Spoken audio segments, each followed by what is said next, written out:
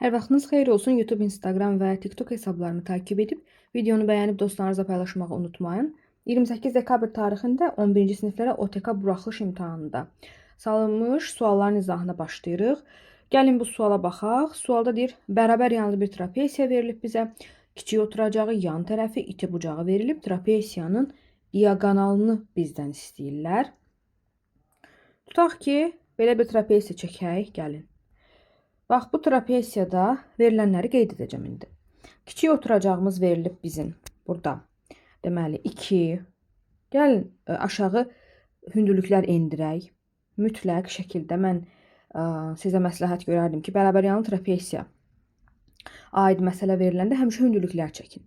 Yan tərəfləri 4-dür. Burada 4, burada 4. Hündürlüyü bilirik ki, oturacağa endirilir və oturacaqla 90 dərəcəli bucaq altında kəsişir. Bu bucaq 60 dərəcədirsə, bu bucaq olacaq 30 dərəcə.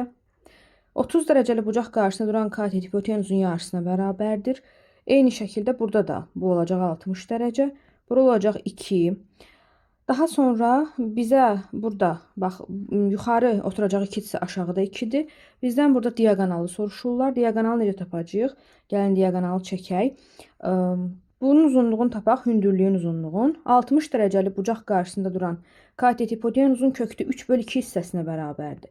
H-ı taparıq, 4-ü vurarıq kökdə 3/2-yə. 4 ilə 2 ixtisar gedər, qalar 2 kökdə 3. Hündürlük oldu 2 kökdə 3. Və nəhayət diaqonalı tapmaq üçün Pifaqor teoremindən istifadə edəcəyik.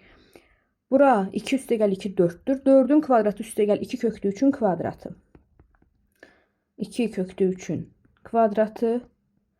16 üstəgəl 12 eləyir 28. Əgər d kvadrat 28-dirsə, diaqonalı tapanda kökdə 28 yazarıq. 28-dən də kök çıxır 2, kökdə 7. Düzgün cavab Y variantıdır.